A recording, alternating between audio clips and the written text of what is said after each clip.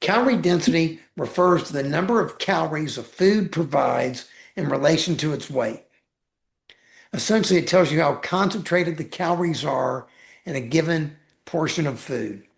Foods with high calorie density pack a large amount of energy into a small weight or volume. They tend to be high in fat, added sugars, and low in water content. Examples of these are things like oil, cheese, nuts, fried foods, pastries. Even small portions of these foods can contribute a significant amount of calories, just, a small little handful can be a tremendous amount of calories. But then on the other hand, foods with low calorie density provide fewer calories for their weight or volume. They typically have higher water and fiber content, which adds bulk and volume without many calories. Examples include most fruits, vegetables, whole grains, beans, broth-based soups. These foods allow people to eat larger, more satisfying portions while still keeping overall calorie intake lower. It's important to understand calorie density, but let's flip the switch. Let's talk about nutrient density for a minute. Nutrient density describes how rich a food is in essential nutrients relative to the amount of calories it provides. In other words, it's how much bang you're getting for your buck. How many nutrients are you getting for the calories that you're eating? It's about the quality of the calories you eat, not just the quantity.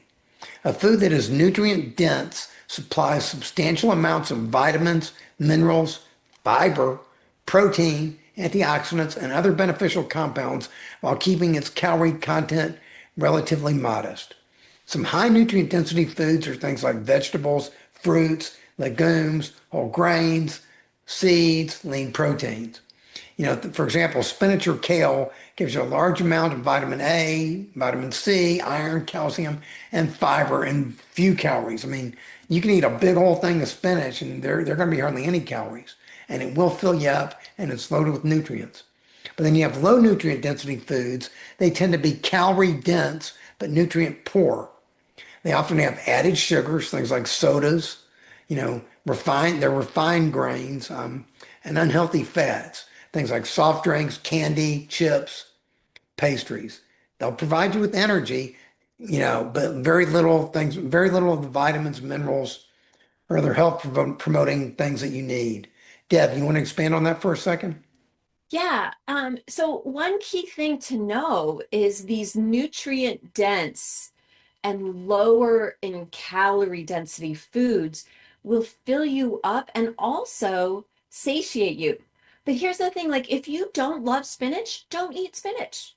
Have something that you love, whether it's broccoli or, I mean, I love Napa cabbage or, find the things that are low in calorie density and high in nutrient density that you love. This is not about suffering or forcing yourself to eat something you don't love.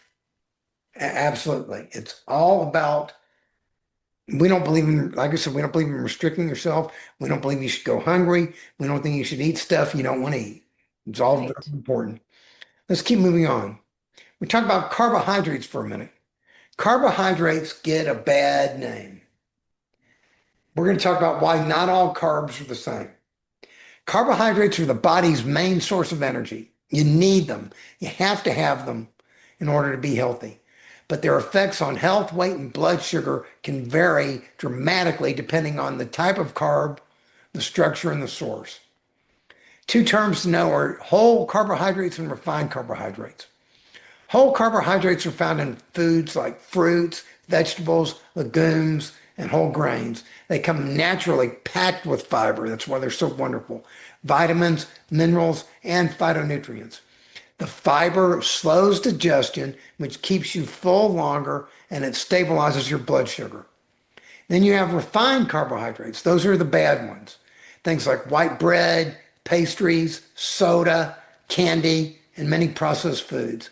They've been stripped of fiber and nutrients. Your body digests them very quickly, which causes rapid spikes and crashes in your blood sugar, which can fuel your hunger and your cravings. Two other terms to know are complex versus simple carbs.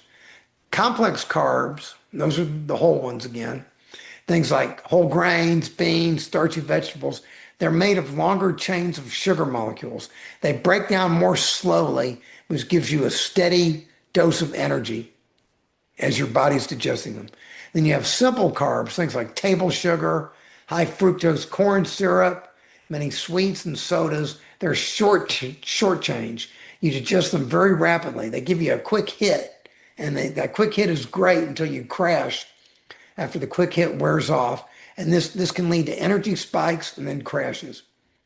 Nutrient density, again, like we talked about, matters. Some carbs deliver powerful nutrition along with energy. Things like sweet potatoes, they give you fiber, vitamin A, vitamin C, potassium. Berries, that's something you should be eating every day.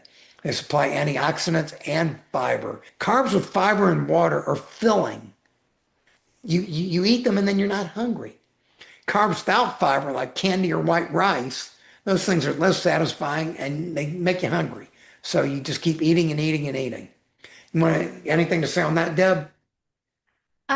Yeah, like the here's the thing. Like if you haven't been eating a lot of fiber and you want to really start, go slow.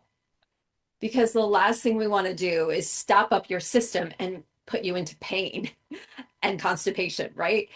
So take a meal at a time and convert like half a meal at a time and slowly increase the amounts of whole foods that are fiber, chock full of fiber, like vegetables for sure. Fruits might be a little easier on your system initially, right? But we want to be eating a majority of fruits, vegetables, beans, legumes, and whole grains. Like we want to move to that direction. And you can do it slowly over time. What are your thoughts Exactly. on that, Stanley? I agree with you. This is a transitional process. This is not, oh, you all of a sudden have to do it all immediately. And you don't have to be perfect either. You're going to have Yes. good days and you're going to have bad days. I mean, I had someone the other day, she was responding to the no sugar, no flour challenge we have on the website. She was doing great and she had one bad day and she felt terrible and she was down on herself and everything. It's like, I said, just pick yourself up. Have a good day tomorrow. Yeah. Just get right back on the wagon. You don't have to be perfect. And the funny thing was, she still lost 3 pounds that week. That's that mindset piece, Stanley. Yes, That's that mindset. Let's not beat ourselves up. Let's show ourselves some grace. Let's love on ourselves and move forward. And the next day, the next meal, that's the next opportunity. agreed. And then the last major point we're talking about before we get into the 10 list is why not all sugars are equal. On a chemical level, all sugars are made up of simple molecules like you'll hear glucose, fructose, those types of things. But in terms of how they affect the body and your health, not all sugars are created equal. The differences come from source, structure, processing. There's that dirty word, processing and delivery. There's natural sugars and there's added sugars. Natural sugars are found naturally in foods like fruit, dairy, and some vegetables. When you eat these, the sugars are bundled with fiber, water, vitamins, minerals, and phytonutrients. This slows absorption and makes them healthier and will keep you from getting diabetes. That's why diabetics, they don't realize this. They can actually eat fruit. They don't need to be drinking things like sodas, things like that. Added sugars are refined sweeteners like table sugar, high fructose corn syrup, agave syrup, or honey that manufacturers add to foods and drinks. And why do they add them? Because they want the foods to taste good, because the better they taste, the more you're going to eat them. And the more you eat, the more money they make off of you. They provide calories but little to no nutrients, making them a major driver of obesity, diabetes, and heart disease. And the way you can look for this stuff is learn to read food labels. You know, turn the package over and go straight to sugars and see, and you'll see it says added sugars. And I usually want that to be zero. I don't want any added sugars in my food. Do you have any thoughts about that real quick, Deb? Yeah, I mean, I love like if you're gonna buy packaged foods, like the thing I love the most that's super hard to find is one ingredient in the package, right? Like just one ingredient, right? So like at Costco the other day, I picked up sweet potatoes and the ingredient was steamed sweet potatoes and they were in these travel packs because I'm traveling, right? It's very hard to find. Here's the thing. It, okay, if you're looking for an easy guide, Michael Pollan, who's an amazing author out there, said this. If it was made in a plant, don't eat it.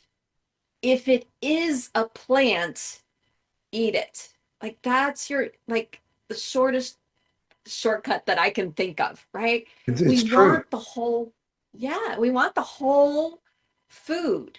Um, and it's better to get an apple than the package of sliced apples if they've added chemicals to the sliced apples. You know what I'm saying?